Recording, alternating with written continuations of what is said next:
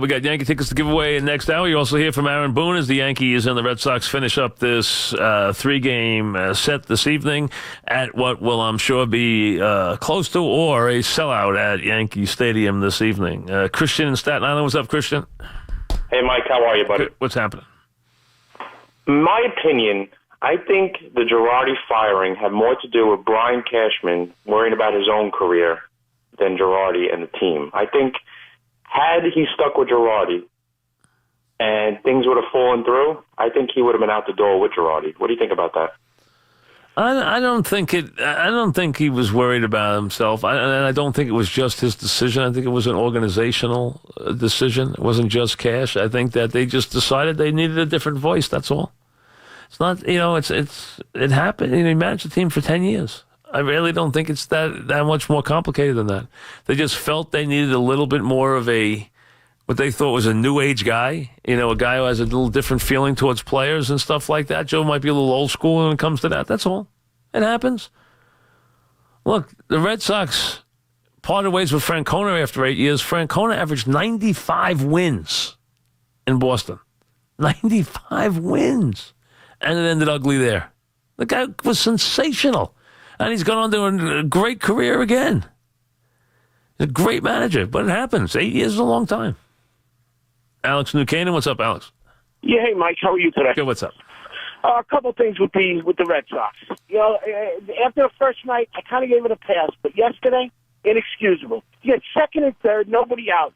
And guys like Devers and Vasquez can't give me at least one run. You can't bring one guy in. That's what the Yankees beat them. Because you at least they did beat him right there. Absolutely. It's time for those absolutely. guys to pull up the team. Right? It's time. And another thing, with Price, we all know Price. He's got carpal tunnel, playing Xbox. Come on. He's fucking the Yankees. Not only that, he's pitching this week. Now they're talking about him pitching this week. Embarrassing. How did he do it? Embarrassing. That one is a hard one, and I'm sure he's getting pounded in Boston right now. Yeah, you're no kidding. And as a Sox fan, it's humiliating. That's not what I want to see. I'd rather see the guy pull up his socks and get out there, pitch it. And another with Embre. Embre looked like he was lost. He couldn't wait to come off the mound.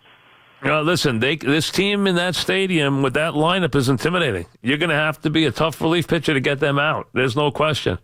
There are going to be a lot of guys looking for the dugout. There's no doubt about that. That is a rough lineup right now. And you're right, the bottom of the Red Sox lineup didn't do the job.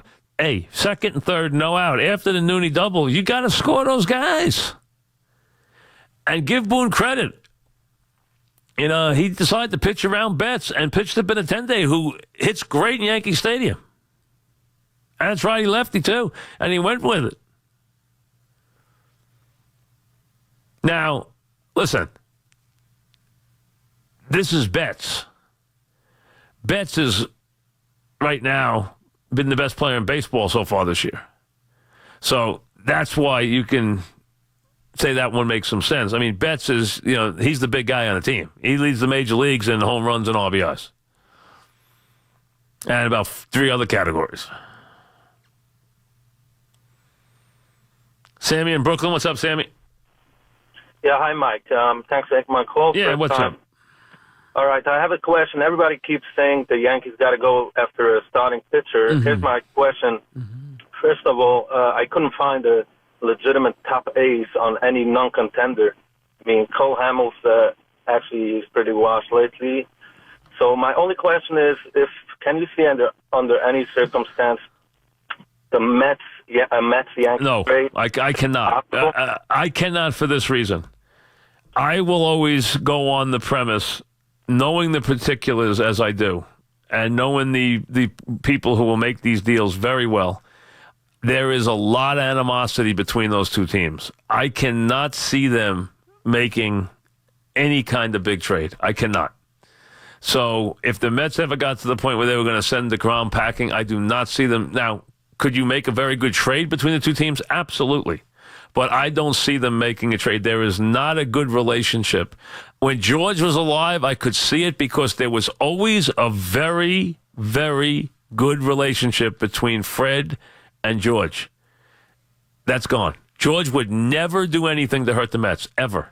And I'm telling you, there were times that I know of where George would say, hey, if this hurts the Mets, I'm not doing it. He would not in any way hurt Fred. He loved Fred. That they now don't have that relationship anymore, these teams. I don't see them doing that. I really don't. Ryan in Massapequa, what's up, Ryan? Hey, Mike. It's hard to look at this David Fizdale situation and get excited. I mean, Why not? I look at him as just another. Well, I look at him as just another guy that's going to go through this revolving door. I mean, what do we really have to look forward to next year? Him developing Moutier? Like, you have Porzingis is probably not going to play. And, like, what is he actually going to be judged on? I mean, other than developing these young guys, it's just, we've been through so many coaches in the last, decade. It's very difficult to not look at Fizdale. I'm sure he's a good coach. But it's very difficult to look at Fizdale and say, okay, he's the one that's going to bring the Knicks to the next level. I mean, I don't know how you feel about this. I think there's, he doesn't have, as a head coach, a body of work right now that I could put under any scrutiny. But that's what happens until a guy has a body of work. He doesn't have one. I mean, that's the way managers work and coaches work. I don't have a problem. I think I like guys who come from the right place and are brought up the right way. I like the way Pat Riley breaks in coaches. I like the way he teaches coaches. So from that standpoint, I like that. The Knicks have got to have they have to have a much better way of doing things. They have got to get incredibly better at the point position. The idea that they would maybe play defense at the point would be something that would be new and novel for them. So again, the talent's not there yet, but let's see. I mean, let's give them a chance. You develop. You don't have to always go get a name, and they've gotten a name. And if anything, the league there is getting away from the idea of bringing a big guy in. I mean, that's not happening, and I think Jackson might have ended that in some places. Larry in Jersey, what's up, Larry? Hey, how you doing, Mr. Good. Francesa? What's up? Pleasure to speak to you. Yep, what's up? Listen, the last caller kind of stole a little of my thunder, but on a free agent or a signing, who's in Cashman's range right now? Like who would be on his radar as far as getting a pitcher? Well, in your mind? Again, it changes. It will change radically as you get closer to the trade deadline and you put more seasons under the long season, because as you go forward, there will be more teams added that are no longer contending teams. I mean, that will happen.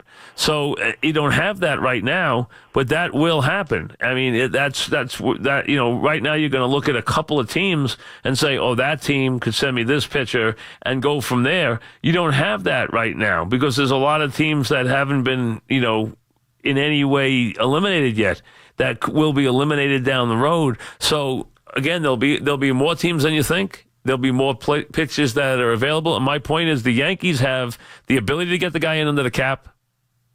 They can get him in comfortably under the tax and still not trigger the tax. And they also have the farm system to give up prospects. So they have power, which everybody wants. They have the ability to add players. So to me, they can do it, and it will change. The players who are available will change tremendously. It'll change 3 or 4 times between now and the middle of July because there's a lot of baseball to be played between now and the middle of July. When we come back, we'll be chatting with the current manager of the Yankees. He will join us right after these words.